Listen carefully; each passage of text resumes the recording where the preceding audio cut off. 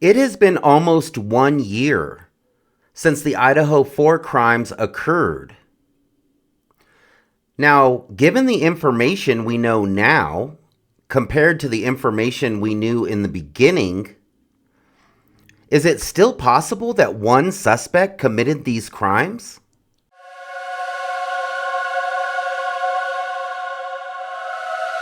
Hey everyone, it's Lucky with Unfiltered Lucky. And today I want to talk a little bit about what's happened in this past year. Now, it's been almost a year since 4 University of Idaho students' lives were taken in their house.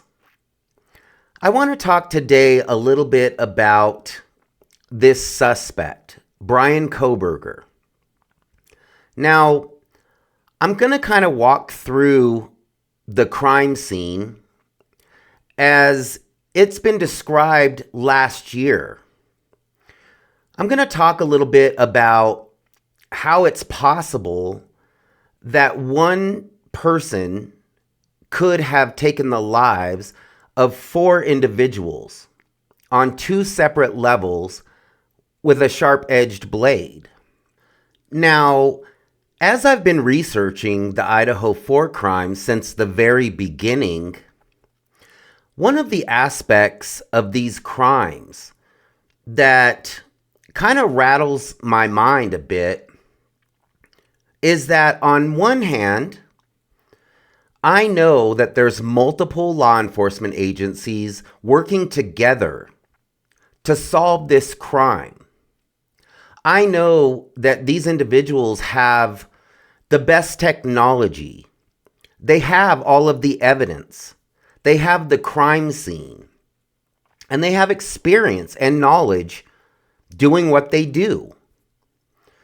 So they should know and have been able to analyze all of this information, all of this evidence, in order to know who committed these crimes and what exactly happened in those early morning hours on November 13th. On the other hand, my common sense just tells me that what I'm looking at doesn't add up. It doesn't make sense. So it's very confusing because on one hand, I know that there's multiple law enforcement agencies who are very intelligent and have all of the resources at their fingertips to solve this crime. But on the other hand, it just doesn't make sense. So, one thing that I always keep in mind when I'm researching a crime is there is a lot of Dr. Jekyll and Mr. Hydes out there. I've known a lot of people throughout my life who, if you asked other people about them, they would tell you that they're a saint. They would tell you that they were the most respectful, friendliest person that they've ever met. But these people have 2 sides. They have 2 sides to them, and the side that they show the public is the nice side. But they also have a very dark side. So let's step into this crime scene and walk through this crime scene as the suspect. Now, I'm going to walk through this crime scene in the way that law enforcement believes that these crimes took place. So, basically, I believe that this suspect, Bryan Kohberger, would have been better prepared to commit these crimes. I don't feel like somebody as calculated as Bryan Kohberger would have left much to chance. So, I believe that in preparing, I believe that he would have already parked his car, possibly placed clothing or other items outside in a specific area where he could get to these items quickly after these crimes occurred. I believe that he possibly could have brought along another weapon. It would seem odd for this suspect to walk into this house with 6 people in this house only carrying one weapon. I believe that it's very possible that he had a second weapon, and that this weapon could have possibly been used to control these roommates. Now, I believe that if Brian Kohberger was smart and he was prepared to commit these crimes, I believe that he would already be in the house. It would make more sense for him to enter the house when nobody was home. It eliminates the risk of getting caught coming into the house in the middle of the night. It would just make more sense for him to enter this house before everyone got home and hide and wait for the right opportunity to present himself. Now, if I'm this suspect, I'm not going to be driving around this neighborhood 4, 5, 6 times looking for a parking space before I'm about to go into a house and commit a quadruple homicide. I'm not going to do all that. I'm going to be prepared.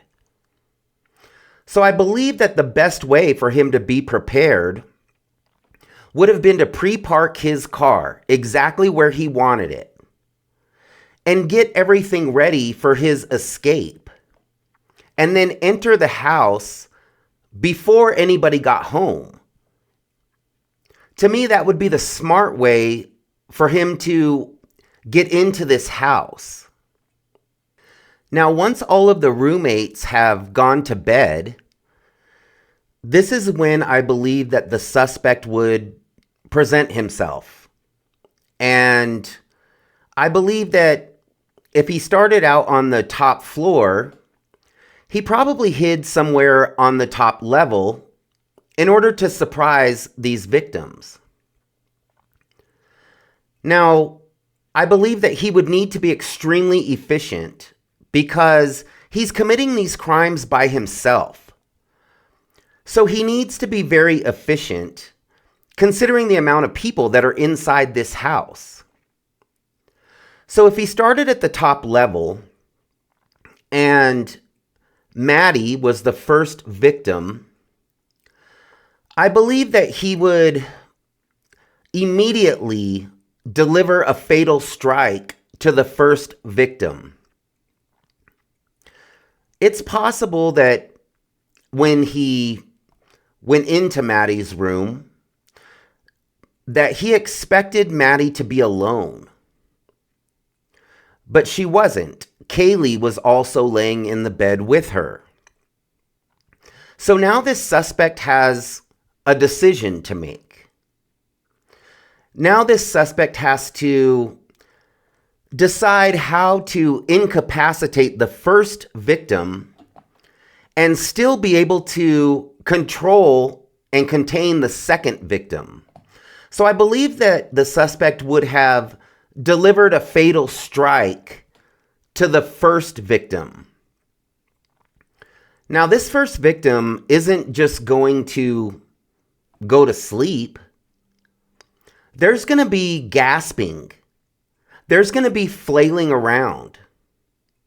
And this is the action that's going to alert the second victim. Maddie, responding to this fatal blow, would wake up and alert Kaylee. So I believe that once the suspect incapacitated Maddie, he would want to move directly to Kaylee because now Kaylee is awake and aware and she's fighting. So this suspect would need to subdue Kaylee rather quickly. So again, I believe that he would attempt a fatal strike on Kaylee. Now we know that Kaylee's fighting, and this suspect is having to fight and struggle with Kaylee. So we know that Kaylee's injuries were more extensive than Maddie's injuries. This could possibly be because she's resisting and she's fighting for her life. Now, it's reported that Kaylee sustained over 50 wounds from a sharp-edged blade. So it's very possible that the suspect became angry when he came into the room expecting Maddie to be by herself and discovers Kaylee in the bed with Maddie. So it's possible that this made him angry.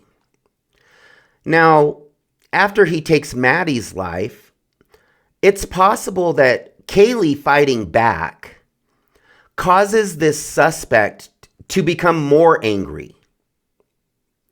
And it's a possibility that this is why Kaylee's injuries were so extensive and so brutal. It's possible that this suspect took out his anger on Kaylee. Now, with the commotion with Kaylee, the suspect would be aware that the roommates on the lower levels most likely have been alerted at this point. Because as I've said before, if you're committing these crimes with a sharp-edged blade, you might sneak up on the first victim, but you're not going to sneak up on any victims after that. So it's very possible that this suspect is keeping in mind that these other roommates downstairs have been alerted. The suspect is also keeping in mind that it's very possible that a roommate downstairs could be calling 911. So a lot of people would say that the smart move for this suspect to make at this point would be to possibly hide upstairs and wait for another roommate to possibly come upstairs to investigate what's happening and then sneak up on that roommate. I just don't think that would be, I don't feel like that would be a smart way to handle it. I believe that if this suspect is smart and has planned this crime out, I believe that this suspect heads straight downstairs immediately, as soon as possible, to take on any roommates head on that might be approaching the stairs. Now,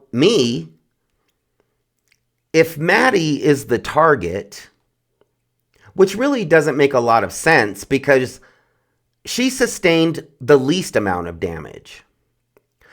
But we're going to follow along with how law enforcement believes that this all happened. So if Maddie is the target and this suspect has already done what he came into this house to do, it would make more sense for this suspect to escape out of Kaylee's sliding glass doors and over the rear balcony. Because if this suspect has been watching this house, then this suspect knows that there's an exit out of Kaylee's room, right over the banister of that rear balcony. So if this suspect has already committed the crimes that he intended to commit when he entered this house, he could easily run right through Kaylee's room and escape right over the balcony in the back. But he doesn't do that. So I believe that the smart move for this suspect would be to immediately head downstairs and take on whoever is approaching these stairs head on, rather than hide upstairs and possibly run the risk of being discovered by all of the roommates at one time. So I feel like it would be important for this suspect to keep it moving. Now, I believe that the crimes upstairs at the top level would take some time. It would take some time to inflict over 50 wounds to one victim. So I believe that the suspect would need to spend a little bit of time upstairs, possibly 4 minutes, maybe more. But let's say this suspect is heading downstairs and runs into Ethan, because it's very possible that the roommates downstairs heard what was happening upstairs. So now they're alert. So now as the suspect comes headed downstairs, it's very possible that he runs into Ethan, possibly standing in the hallway outside of Xana's bedroom door, maybe with a golf club, or possibly with a weapon of his own. Now, at this point, I believe that the suspect is now downstairs and sees Ethan. And it's very possible that at this point, Ethan sees him. Now, I believe that the smart move for this suspect to make at this point would be to close the distance between him and Ethan immediately. So basically run up on Ethan.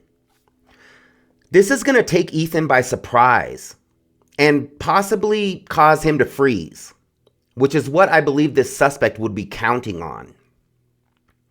Now, Ethan is a big young man, so I think it would be very important for this suspect to deliver a fatal strike immediately, possibly to the throat, maybe the abdomen, but deliver a fatal strike immediately. It's very possible that this victim, the third victim, is holding a weapon or could possibly overpower the suspect. So I think it would be very important for the suspect to close that distance immediately and deliver a fatal strike to Ethan, the third victim. Now, this suspect has to move on to Xana. Xana's alert and aware of exactly what is happening right now. So again, I believe that it would be crucial that this suspect close the distance between him and Xana immediately. Get up close. Now, we know that Xana fought back. Xana fought for her life. So this suspect would not only need to struggle with Xana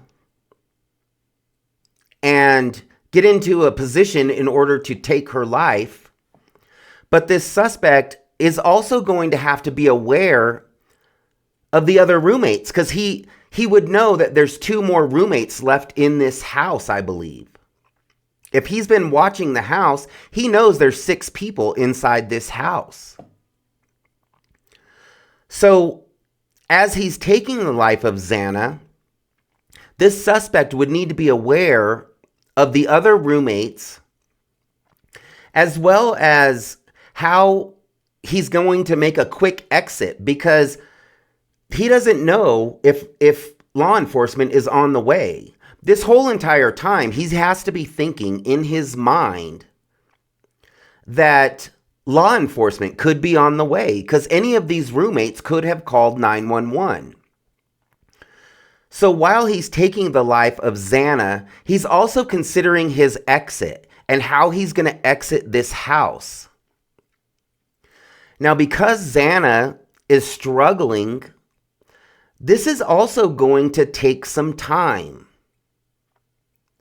So it's definitely going to take a minute for this suspect to take the life of Xana, the fourth victim. Now, at this point, I believe that the suspect would have had a pre-planned exit. I believe the suspect's going to head right out the back door at this point if this suspect is committing this crime by himself. I don't believe he's going to go out the front door because at this point I believe that he just wants to exit the house. Because if he goes out the front door, he's going to have to go downstairs to another level where there's another roommate. So he's already on the second floor. So I believe that his pre-planned exit would be out the sliding glass door and toward the rear of the house. Now you have to remember, this suspect at this point has taken the lives of 4 victims with a sharp-edged blade. So this suspect is covered in body fluid, and he would also be tracking body fluid from all of the victims all over the house. So there would be body fluid from Kaylee and Maddie downstairs, in the living room, in the kitchen, in Xana's room. So this suspect would have tracked body fluid basically throughout the third level and the second level. This would have been a very messy crime scene. Now, the medical examiner would be able to possibly determine the order in which these victims' lives were taken if only one single weapon was used. So basically, after the suspect attacks the first victim with the sharp-edged blade, once this suspect moves to the second victim is going to have traces of body fluid in their body from the first victim. Because this weapon, this sharp-edged blade, is going to have the body fluid of the first victim, which is now going to go into the second victim. So the second victim would have body fluid from the first victim, and so on. The third victim would have body fluid from the second victim and the first victim inside their body. And it would move on to the fourth victim. So that's how the medical examiner would tell by blood transfer information how, the order in which these victims' lives were taken. Now, at this point, the suspect could possibly remove a coverall. Now, I think we all know that this was definitely not a new Dickies coverall.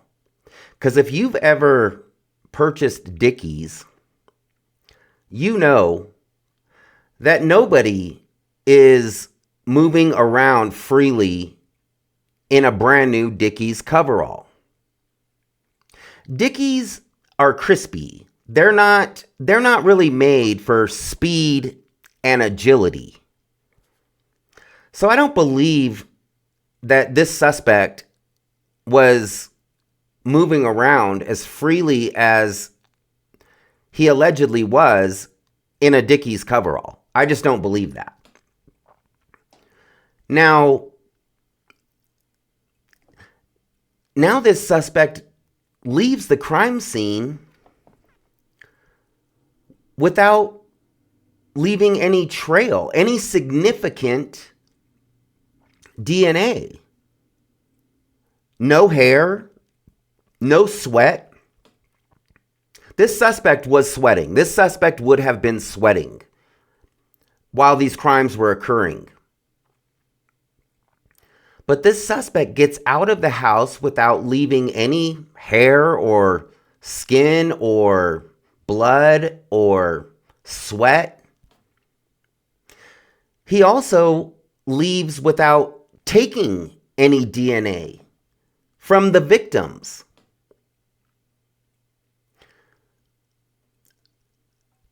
I've tried to figure out how to explain that and put it in this timeline. But that's still a mystery to me. So if y'all have any ideas about how this suspect possibly got out of this house without leaving any DNA and without leaving any significant amount of DNA and without taking any DNA, please let me know in the comments, because that's still a mystery to me. Now, do I think that it's possible for this suspect to commit these crimes in this manner? Not really. The amount of injuries. This is multiple injuries on multiple victims. This suspect, the stars would have had to align in order for this suspect to commit these crimes in the timeline given by law enforcement. 7 to 8 minutes. This suspect's knife did not break, which a lot of people don't consider this aspect, because when someone is being attacked with a sharp-edged blade, it's not always just flesh that this sharp-edged blade is penetrating. It's bone, it's ligaments, it's joints, it's muscle. So there's always a chance, especially with 4 victims and only 1 weapon, it's always a chance that this weapon could break. This suspect also apparently was uninjured that we know of. This suspect didn't leave any significant DNA. Now, we know that he left, or it's alleged that he left an extremely small amount of touch DNA on a knife sheath that he left upstairs next to Maddie's body. But other than this small amount of touch DNA, he got out of this house without leaving any significant DNA. There's no digital trail. I mean, we've heard the rumors that he was possibly following these roommates on social networks, possibly tried to message one of these roommates. But we all have social networks. We know, I mean, it's not uncommon to have friends on your social networks that you don't know personally. That's not uncommon at all. So it wouldn't surprise me at all if Bryan Kohberger was possibly following these victims on social networks. But there's no definitive messages or comments or anything like that we know about that would leave a digital trail to Bryan Kohberger. These attacks were extensive. These attacks took some time.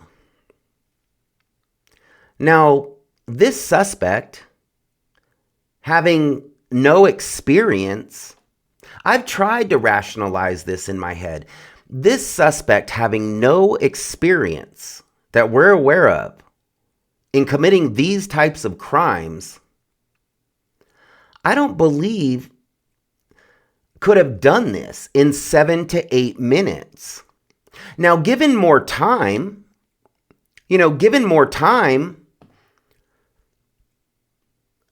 possibly.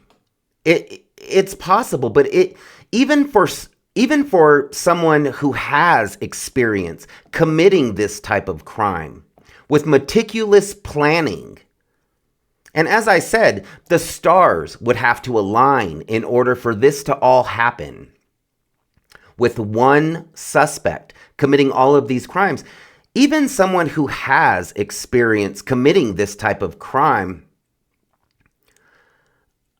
I believe that it would still be almost impossible to do this by themselves. Now, multiple suspects with more time, sure, I think this could definitely happen.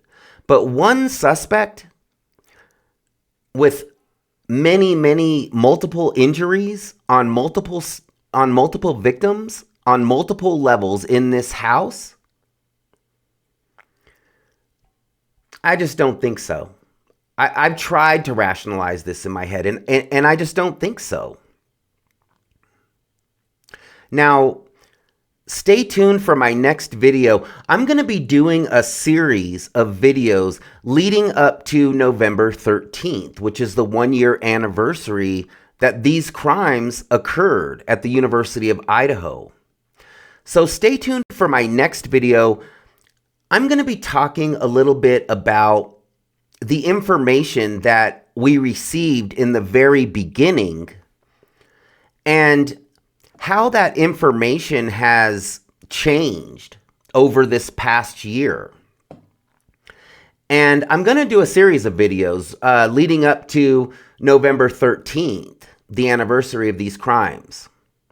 So please stay tuned for my next video, and please like and please subscribe to my channel. I appreciate everyone who interacts with my channel, and like I said, I mean, I get so much great information from the comment section, and you know, I get a lot of really great information through email, and you all have provided some amazing insight and amazing outlooks. So I really appreciate it, and I'm going to continue to go through all of your theories and go through all of your ideas and use this information in my videos. So thanks for watching, and we'll see you next time.